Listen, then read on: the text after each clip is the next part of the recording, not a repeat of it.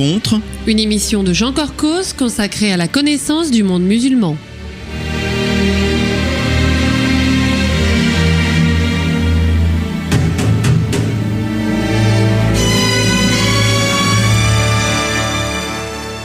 Bonjour amis auditeurs, Jean Corcos au micro pour ce pré-enregistré réalisé le 30 avril 2014. Alors retour à l'actualité du Moyen-Orient pour cette émission avec un sujet original. En fait, nous allons évoquer à la fois Israël et les Palestiniens, les États voisins et même au-delà pour aborder un dossier jamais traité encore dans ma série. Ce sujet, c'est celui de l'eau.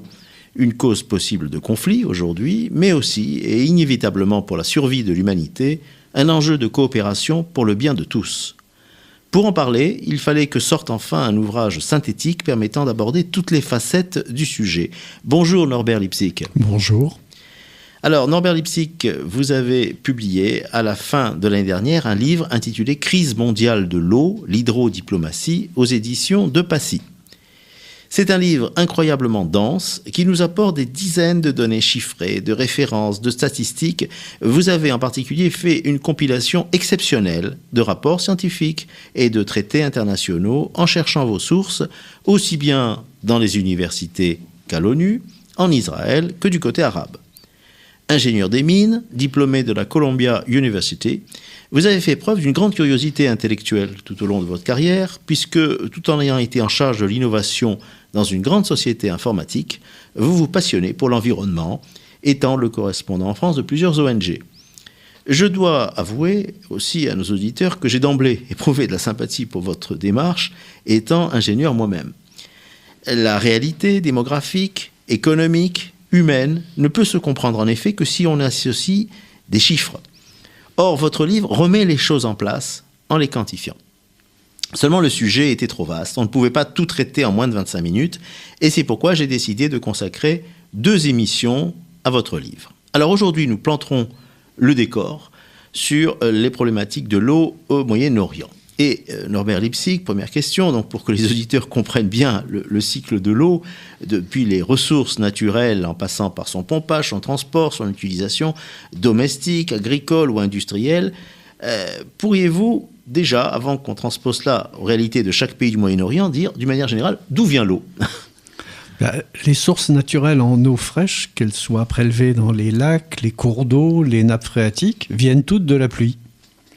Une exploitation durable donc de ces ressources implique qu'on ne prélève pas plus dans ces sources que le volume de pluie qui tombe. Oui. La pluie ne va pas en totalité dans ces réservoirs naturels. Une partie est directement absorbée par les plantes. Une deuxième partie est évaporée, importante au Moyen-Orient. Le reste s'écoule vers la mer ou bien va dans les... ou est perdue en fait par le fait qu'elle est trop polluée et qu'elle nécessite derrière des traitements très lourds pour pouvoir être réutilisable. Alors cette eau va dans les nappes phréatiques, c'est-à-dire en souterrain finalement. Soit en souterrain, soit en surface, comme dans le lac de Tibériade. Et aujourd'hui, en Israël, de plus en plus, elle va dans des réservoirs artificiels qui ont été creusés et mis en place par le KKL en partie. Il y a plus de 400 de ces réservoirs aujourd'hui dans tout le pays. Et ça rejoint la vieille technique antique que déjà avaient utilisée les Nabatéens.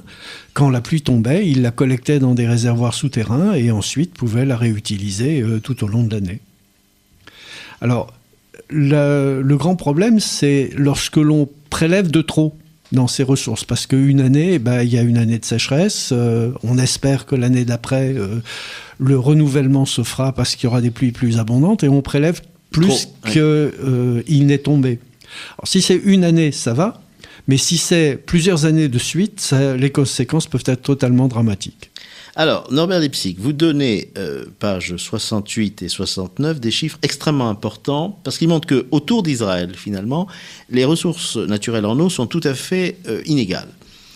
Je donne quelques chiffres. En 2008, elles étaient de 949 litres par an et par habitant au Liban, de 866 litres en Syrie, de 732 litres en Égypte, pour seulement 172 litres en Jordanie, 160 en Israël et 129 litres dans les territoires palestiniens. Comment expliquer ces différences ? Tout simplement par la différence du régime de pluviométrie qu'on y trouve ou par le type de cours d'eau que l'on y trouve. Pour l'Égypte, quasiment 90% de l'eau est apportée par le Nil. Le Nil, oui. Donc là encore, une grande dépendance. On en parlera. On en parlera. En Jordanie, dans les territoires palestiniens et en Israël, l'eau qui va être disponible, c'est le taux de renouvellement des nappes phréatiques que l'on y trouve. Et pour ce qui est de rapport Israël-Palestinien, le rapport n'est pas simplement naturel. C'est pas simplement parce qu'il y a telle quantité qui tombe sur un territoire et telle sur l'autre, mais dû aux accords qui ont été passés entre les deux entités, l'autorité palestinienne et Israël, dans ce domaine, qui se répartissent ainsi cette eau naturelle. On en parlera donc dans la deuxième émission, en fait, qui sera diffusée dans 15 jours. Moi, je voudrais qu'on reste sur la Syrie, parce que c'est un pays donc, qui semble gâté par la nature, par rapport aux autres, mais en même temps, il est principalement alimenté en eau à partir de 2 fleuves qui prennent leur source donc en dehors du pays. C'est l'Oronte au Liban, l'Euphrate en Turquie. Est-ce que finalement la Syrie n'est pas dans une situation fragile ? La Syrie est dans une situation extrêmement fragile, dans la mesure où son approvisionnement en eau dépend très lourdement, très fortement, comme vous l'avez dit, de la Turquie, vu que la Turquie a construit des barrages importants sur ses rivières et est capable ainsi de couper le robinet si elle le veut. Oui. Bon, cela dit, il y a aussi le droit international et des accords internationaux qui font que ce n'est pas une arme que la Turquie a utilisée jusqu'à présent. Mais la quantité d'eau telle qu'elle existe en Syrie est surtout très inégalement répartie dans le pays. Alors vous écrivez justement dans votre livre qu'il y a eu une gestion assez calamiteuse avec en particulier les nappes phréatiques qui ont été polluées en raison d'une surexploitation, donc les zones industrielles finalement très concentrées, là où il y a le maximum de population. Du coup, il y a eu des coupures d'eau, population mécontente. Est-ce que ça n'a pas contribué à la révolution ? Alors, c'est pas simplement ça, mais c'est aussi le fait que l'eau est considérée par le régime de Bachar el-Assad comme une arme. Et il s'en sert pour punir les populations qui ne sont pas de son côté et pour acheter, par exemple, les Kurdes ont longtemps, très longtemps été privés d'eau, parce qu'on ne voulait pas qu'ils se sédentarisent là où ils vivaient, de manière à créer les mêmes problèmes qu'ils ont créés du point de vue des Arabes en Irak. Mais en revanche, ils ont acheté les Druzes en leur fournissant de l'eau sans problème. C'est extrêmement intéressant parce que ça éclaire finalement les réactions des différentes populations dans la guerre horrible que vit le pays. Tout à fait. Alors, dernière question sur la Syrie, dans les 3 minutes qui nous restent avant la pause. On ne peut pas ne pas parler bien sûr du Golan, qui est toujours présenté comme le château d'eau d'Israël, entre guillemets, parce que c'est à partir donc, de ces sources qu'est alimenté le lac de Tibériade. Et ainsi, d'après ce que j'ai lu, le tiers de la consommation totale du pays vient de là. Est-ce que finalement, c'est pas ça qui peut bloquer un hypothétique traité de paix avec la Syrie ? Pas réellement, parce que la présentation que l'on fait du Golan comme d'un château d'eau est erronée. Dans la mesure où l'eau qui tombe en abondance effectivement sur le Golan s'écoule et se collecte ainsi dans le lac de Tibériade. Elle se rassemble aussi dans 2 rivières. Excusez-moi, elle coule naturellement. Elle coule naturellement. Si jamais ce territoire redevenait syrien, la Syrie ne pourrait pas bloquer l'eau. Alors, elle pourrait bloquer éventuellement, comme elle a tenté de le faire dans les années 60, 50 déjà, pour l'eau qui coule dans des rivières, lesquelles rivières alimentent ensuite soit le lac de Tibériade, par le Jourdain, par une des branches du Jourdain au nord, soit le Jourdain directement au sud par le Yarmouk. Donc la Syrie a tenté effectivement de couper ses rivières à un moment donné. Absolument. Et puis Israël était intervenu en bombardant effectivement exactement. Ces travaux de retenue. C'est les seules guerres de l'eau qu'il y a eu au Moyen-Orient, en fait, c'est ces 6 événements dans lesquels les Israéliens sont allés détruire les barrages avant même qu'ils soient construits. Alors, on va continuer, Norbert Lipsick, notre tour de la région. Et suivant les classifications de l'ONU que vous donnez au premier chapitre, on est en situation de vulnérabilité, finalement. Entre 1700 et 2500 mètres cubes d'eau par habitant et par an. On est en situation, ce qu'on appelle le stress hydrique, c'est-à-dire qu'on risque de manquer d'eau, on est à la limite entre 1000 et 1700 mètres cubes donc, par an, et on est en situation de pénurie avec moins de 1000. Et d'après ce que j'ai lu, c'est que finalement tous les habitants de Palestine historique, Israël, territoire palestinien, Jordanie, sont dans une de ces trois catégories, mais la situation est pire en Égypte parce que la population augmente de 1,8 million d'habitants par an, et quasiment toute l'eau provient du Nil. Et la quantité annuelle d'eau que peuvent prendre les Égyptiens, d'après les traités internationaux, elle n'a pas bougé depuis 1959. Alors, les Éthiopiens sont en train de construire un grand barrage en amont sur le Nil bleu. Est-ce que l'Égypte ne sera pas le premier pays vraiment à connaître une crise de l'eau ? C'est fort possible pour plusieurs raisons. La première, c'est effectivement ce grand barrage que l'Éthiopie va construire. Les accords internationaux qui avaient été passés sur l'ensemble des pays du bassin du Nil n'accordaient quasiment rien du Nil, des eaux du Nil à l'Éthiopie. L'Éthiopie aujourd'hui est en plein boom économique, ses besoins en eau croissent considérablement et elle a les moyens de construire ce barrage, donc elle a décidé de le faire. Elle demande une révision des traités, puisque ces traités accordaient pratiquement toute l'eau, soit à l'Égypte, soit à l'Égypte et au Soudan, et pas à l'Éthiopie elle-même. Donc elle va prélever une part, et il faut que les Égyptiens se préparent à ça et investissent lourdement dans des installations hydriques à l'israélienne, ce que jusqu'à présent ils n'ont pas du tout fait. Ils n'ont pas fait du tout. Alors, autre pays voisin d'Israël, la Jordanie, dont vous parlez à plusieurs reprises, et là, par contraste, je dois dire que ce que vous écrivez à propos de ce pays et de la coopération donc, qui existe avec Israël pour la gestion de l'eau, énormément fait plaisir. Parce que c'est comme les prémices de ce qui pourrait exister dans la région une fois le contentieux israélo-palestinien résolu. D'abord, que prévoyait le traité de paix de 1994 pour la gestion de l'eau ? Alors déjà, il y avait au préalable, avant ce traité, un accord tacite entre la Jordanie et Israël. Cet accord tacite datait des années 30 en fait, lorsque il y a eu la mission Laudermilk. Laudermilk était cet hydrologue américain qui a été envoyé là-bas par la SDN pour décider comment on pouvait exploiter le bassin du Jourdain au mieux pour l'ensemble des populations. Il avait défini à l'époque la part des eaux de ce bassin qui devait revenir aux Juifs, la part qui devait revenir aux Arabes palestiniens et la part qui devait revenir aux Jordaniens. L'accord tacite a toujours été que chacun prend sa part telle que définie par Laudermilk, pas plus, ouais. Et sans se préoccuper d'un accord formel, puisque l'accord formel était impossible à l'époque. Et donc, en particulier, le traité de paix officialise cela. L'ensemble des eaux du Yarmouk est totalement réservé à la Jordanie. Une partie des eaux du Jourdain qui proviennent donc du lac de Tibériade est aussi accordée à la Jordanie. Et dans cet accord de paix, il est prévu aussi qu'Israël fournira à la Jordanie à peu près 50 millions de mètres cubes d'eau par an de ses propres ressources.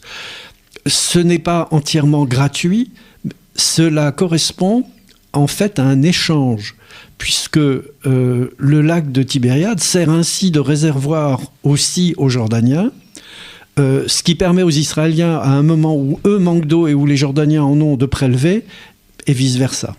Alors, je crois qu'il y a eu un nouvel accord qui a été signé l'année dernière. Est-ce que vous voulez en parler très rapidement ? Oui, alors on en reparlera un peu plus longuement la prochaine fois lorsqu'on parlera sur les Palestiniens, mais très brièvement, c'est très important. Là où la Jordanie manque énormément d'eau, c'est qu'elle est très centralisée sur une certaine zone. Et le sud manque totalement d'eau, sauf une nappe phréatique fossile profonde, qui en fait est très radioactive. C'est ce que j'ai appris, oui. Et cette eau est aujourd'hui une des sources, elle est transportée sur 350 km pour alimenter Amman, mais elle n'est pas viable sur le long terme à cause de cette pollution radioactive qui est naturelle.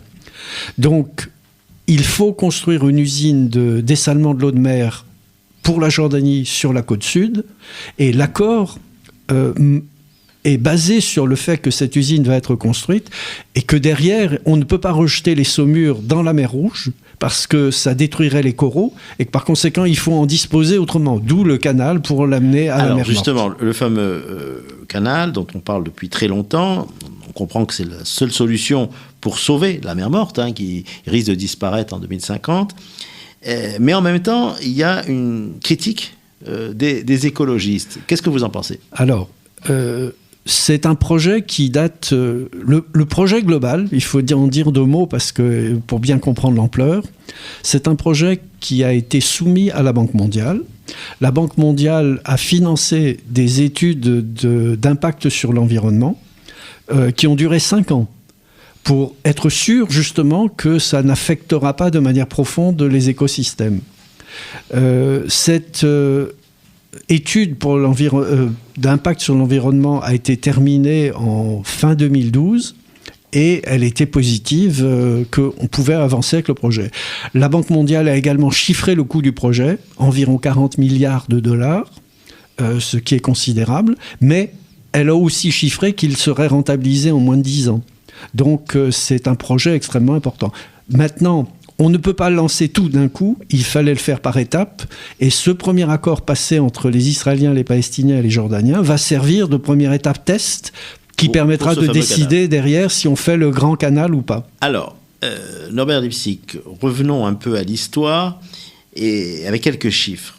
Page 146, vous rappelez que selon les sources, il y avait, alors le chiffre est assez imprécis bien sûr, entre 1 million et plusieurs millions, vous dites 6 millions d'habitants, rien qu'en Judée, qui était seulement une des provinces de la Palestine.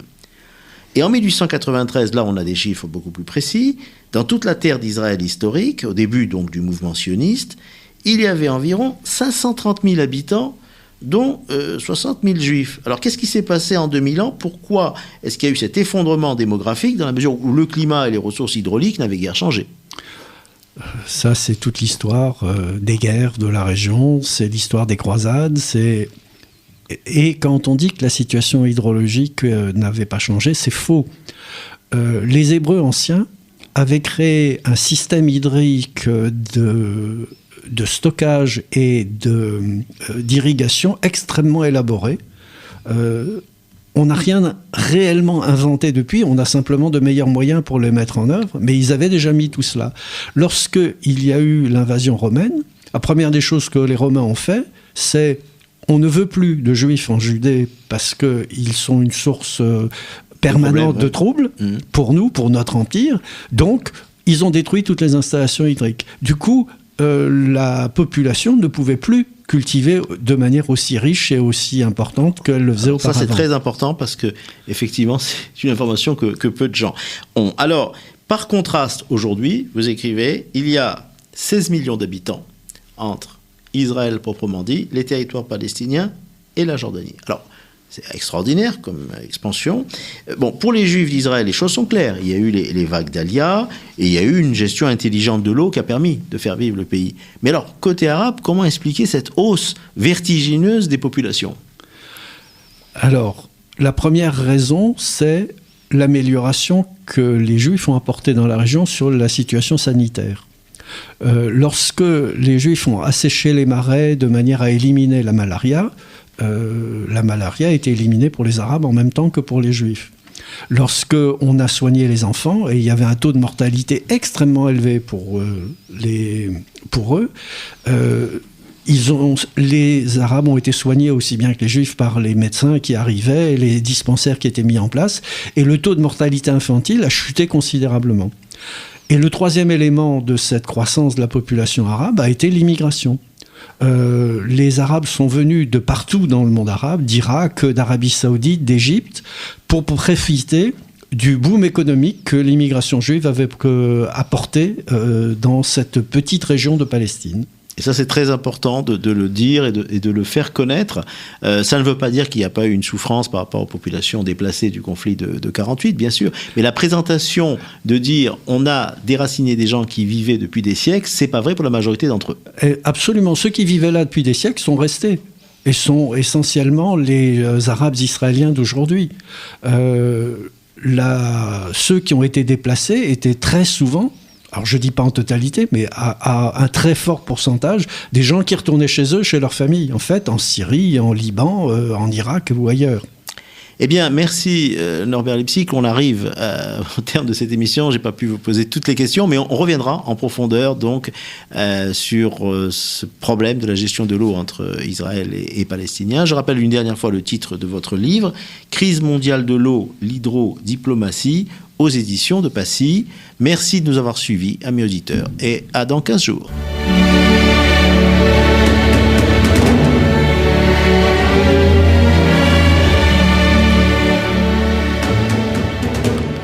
Rencontre. Une émission de Jean Corcos consacrée à la connaissance du monde musulman.